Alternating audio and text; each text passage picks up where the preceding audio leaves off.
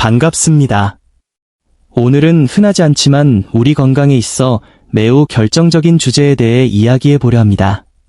우리 몸에서 나는 냄새 중 일부는 단순한 불쾌함을 넘어 암과 같은 심각한 질병이 보내는 침묵의 신호일 수 있습니다.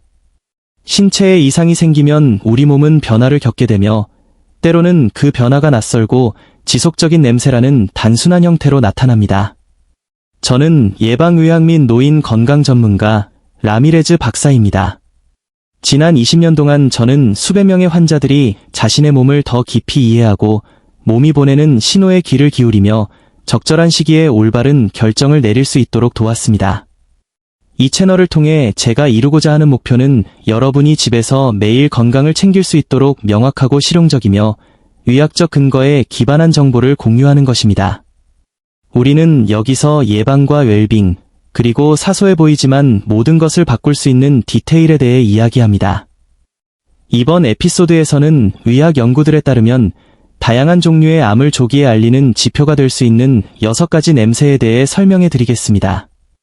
이 냄새들을 미리 알고 있는 것이 조기 발견과 늦은 후회 사이의 차이를 만들 수 있으니 주의 깊게 들어주시기 바랍니다. 첫 번째로 다룰 냄새는 특별한 주의가 필요한 아주 구체적인 냄새입니다. 바로 호흡에서 느껴지는 일반적인 원인으로는 설명되지 않는 금속성 혹은 썩은 듯한 냄새입니다. 이 냄새가 어떻게 발생하는지, 생물학적 원인은 무엇인지, 과학적 연구 결과는 어떠하며 당장 적용할 수 있는 실용적인 권장사항은 무엇인지 알아보겠습니다. 입이나 숨결에서 나는 예상치 못한 채취는 사실 여러 가지 흔한 이유로 발생할 수 있습니다. 구강위생 불량, 호흡기 감염, 치태 축적 또는 소화 불량 등이 그 예입니다. 하지만 이러한 냄새가 사라지지 않고 지속되거나 금속성, 단내, 화학 약품 냄새, 썩은 고기 냄새와 같은 뚜렷한 특징을 보이며 일반적인 양치질이나 치료로도 해결되지 않는다면 더 주의 깊게 살펴볼 필요가 있습니다. 암과 관련된 상황에서는 대사 과정이 변합니다. 통제 불능으로 성장하는 세포들은 더 많은 에너지를 요구하고 정상적인 효소 경로를 변화시키며 산화 스트레스를 유발합니다. 이 과정에서 특이한 분해 화합물이 방출되고 이는 휘발성 유기 화합물, 박스로 알려져 있습니다. 이러한 VOC는 호흡, 땀, 소변 또는 분비물을 통해 배출될 수 있으며 실제로 여러 연구에서 종양 환자들에게서 이러한 물질이 검출되었습니다. 예를 들어 한 연구에서는 황화합물의 일종인 메탄올이 암 환자에게서 더 빈번하게 나타나며 비침습적 바이오마커가 될 수 있다고 언급했습니다. 이러한 화합물이 호흡기계로 방출될 때 여러분은 이를 평소와 다른 냄새로 감지할 수 있는 것입니다. 물론 모든 이상한 냄새가 암을 의미하는 것은 아니라는 점을 이해하는 것이 중요합니다. 하지만 이것은 다른 증상들과 함께 나타나는 초기 징후 중 하나일 수 있습니다. 수년 동안 냄새를 통한 암 감지 능력에 대한 연구가 진행되어 왔습니다. 훈련된 탐지견이 다양한 종류의 종양을 가진 사람들의 호흡, 소변, 대변 샘플을 식별해낸 사례들이 있으며 폐암 환자와 건강한 사람의 호흡 내 VOC 패턴을 비교 분석하는 장비 테스트도 수행되었습니다. 최근 발표된 냄새와 암, 현황 및 향후 방향이라는 검토 논문에서는 냄새만으로 표준화된 임상 테스트를 수행하기에는 아직 이르지만 종양이 있는 신체에서는 휘발성 프로필에 분명한 변화가 있음을 시사하고 있습니다. 구체적으로 종양세포는 가속화된 세포 성장과 관련된 폴리아민 수치를 높일 수 있으며 이것이 특정 냄새를 유발할 수 있다고 알려져 있습니다. 폐암, 전립선암, 방광암 환자의 호흡은 가스 크로마토그래피나 특수 센서를 사용했을 때 건강한 대조군과 구별되는 독특한 VOC 패턴을 보였습니다. 또한 표재성 종양, 궤양성 종양, 감염된 종양의 경우 괴사, 죽은 조직과 박테리아 증식이 결합하여 도구 없이도 감지할 수 있는 악취를 발생시킬 수 있습니다. 비록 우리가 냄새만으로 암을 확실하게 진단할 수는 없지만 평소와 다른 냄새의 변화는 우려를 제기할 만한 신호입니다. 뚜렷한 원인 없이 지속되는 새로운 냄새, 특히 체중 감소, 피로, 지속적인 기침, 출혈 또는 멍울과 같은 증상이 동반된다면 의학적 평가가 반드시 필요합니다. 냄새가 우려의 원인이 되는 경우는 다음과 같은 징후가 있을 때입니다. 위생, 식단, 약물 복용에 명백한 변화가 없음에도 갑자기 나타나는 경우, 세정이나 탈취제 사용, 식단 변화에도 불구하고 며칠 또는 몇 주간 지속되는 경우, 금속성, 단내, 화학약품, 썩은 고기나 생선, 유황 냄새와 같은 기이한 특징을 보이는 경우입니다. 또한 호흡, 입, 겨드랑이, 멍울 근처 피부 등 특정 신체 부위에 지속적으로 머무르거나 식욕부진, 만성피로, 피부나 점막의 변화, 비정상적인 출혈 등 설명할 수 없는 다른 증상과 동반될 때도 주의해야 합니다. 만약 이런 냄새를 감지했고 감염, 구강위생 불량, 새로운 식단, 음주, 최근 약물 복용 등 일반적인 이유로 설명되지 않는다면 이를 기록하고 의사와 상담해야 할 때입니다. 병원 방문을 준비하는 동안 여러분이 취할 수 있는 조치는 다음과 같습니다. 첫째, 철저한 구강위생입니다. 하루 2번 양치질을 하고 치실이나 치간 칫솔을 사용하십시오. 혀를 닦고 구강 청정제로 헹구십시오. 종종 냄새는 치은염이나 눈에 띄지 않는 치태 때문일 수 있습니다. 둘째, 냄새의 맥락을 기록하십시오.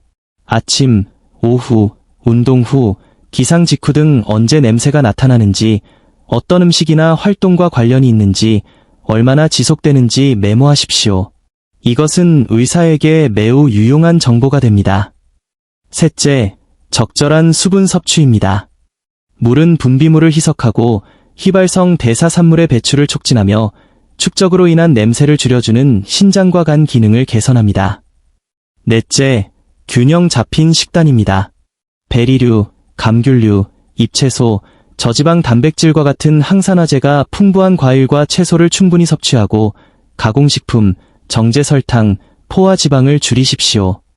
이러한 식품들은 염증과 산화 스트레스를 유발하여 냄새나는 화합물의 생성을 악화시킬 수 있습니다.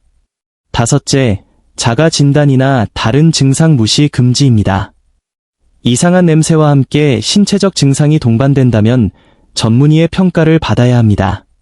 저절로 사라지기를 기다리지 마십시오. 여섯째, 건강검진입니다.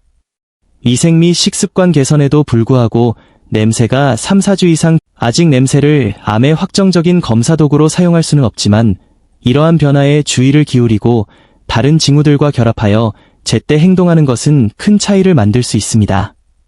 다음 건강검진 때 지속되는 냄새에 대해 언급하고 언제 나타나는지 기록하며 철저한 위생 및 건강한 습관과 병행하십시오. 주의를 기울이는 것은 이유 없이 공포에 떨라는 것이 아닙니다. 여러분의 건강을 선제적으로 돌보는 것입니다.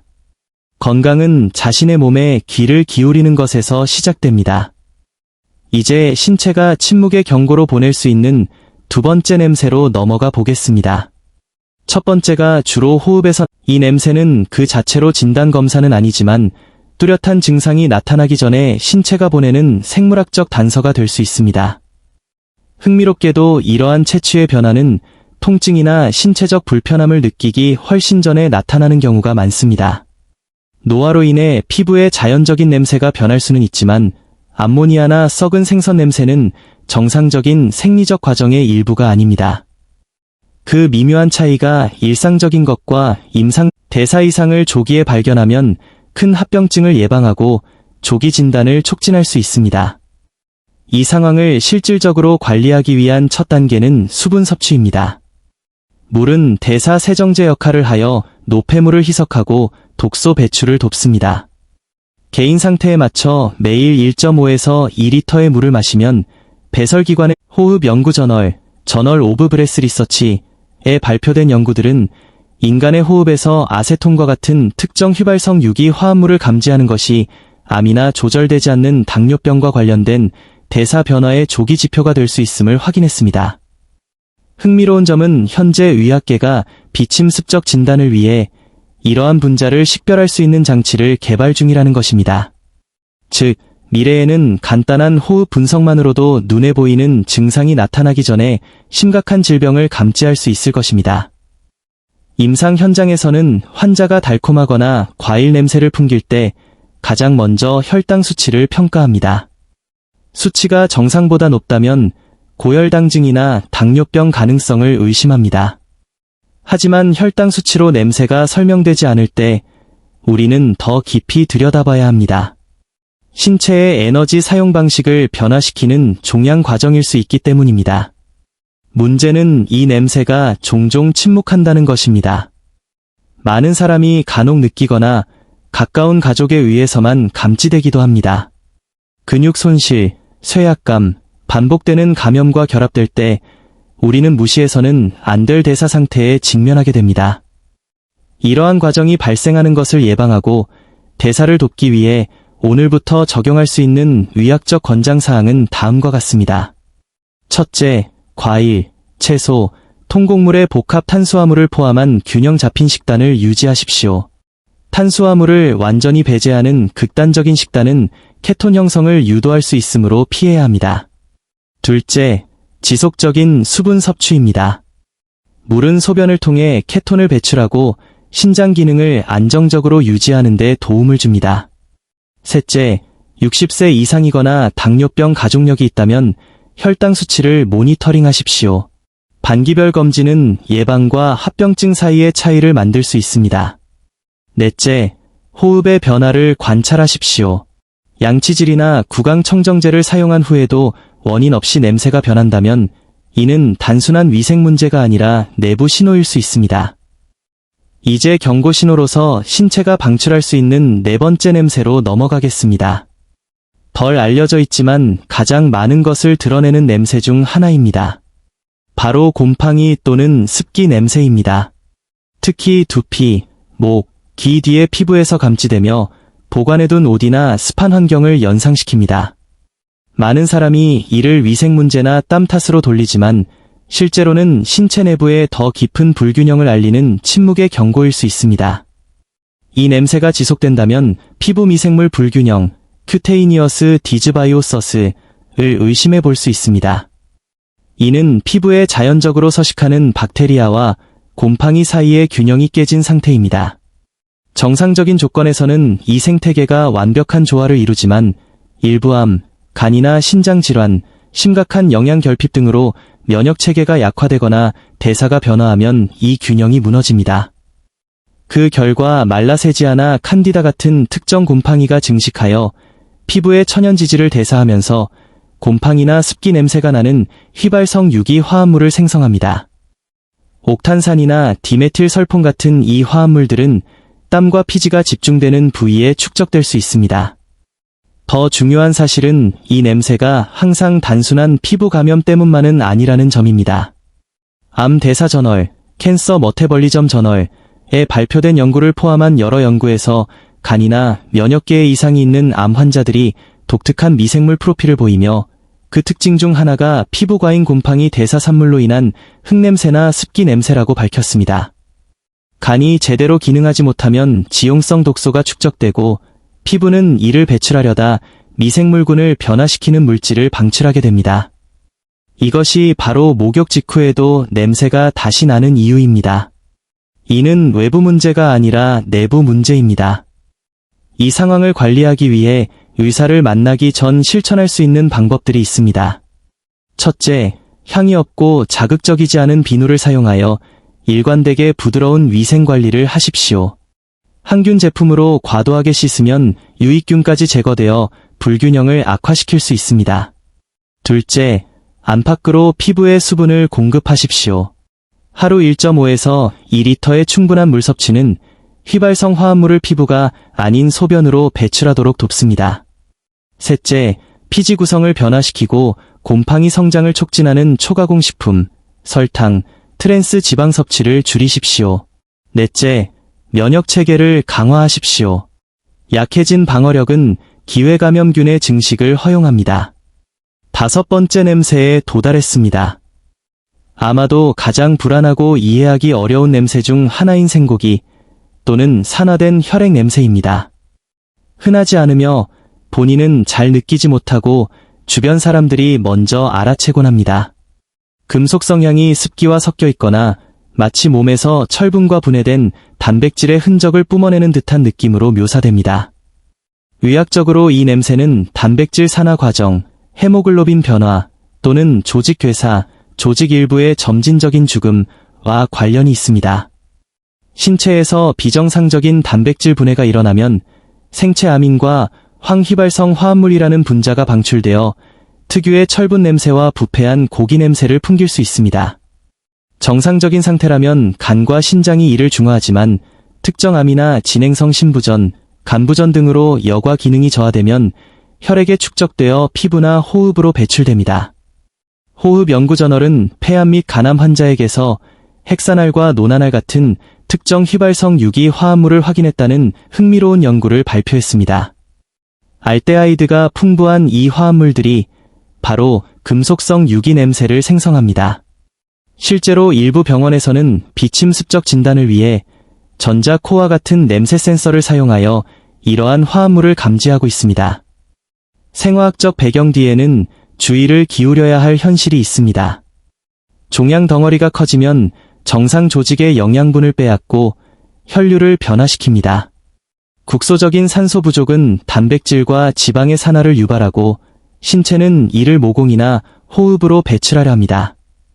그래서 샤워 후나 휴식 중에도 생고기나 산화된 피냄새가 날 수 있는 것입니다. 물론 이 냄새는 순환기 문제, 심한 빈혈, 심각한 철분 결핍으로 헤모글로빈이 비정상적으로 산화될 때도 나타날 수 있습니다. 항상 암인 것은 아닙니다. 하지만 피로, 창백한 피부, 어지럼증과 함께 이 냄새가 지속되고 깊게 느껴진다면 정밀 임상 검사가 필요합니다. 이런 냄새를 감지했다면 3가지 단계를 추천합니다. 식단 검토, 붉은 육류, 소시지, 산화된 지방이 많은 식단은 혈중 질소 생성물을 증가시켜 냄새를 악화시킬 수 있습니다. 혈액 검사, 헤모글로빈, 페리틴, 간 및 신장 기능 검사는 문제의 원인에 대한 중요한 단서를 제공합니다.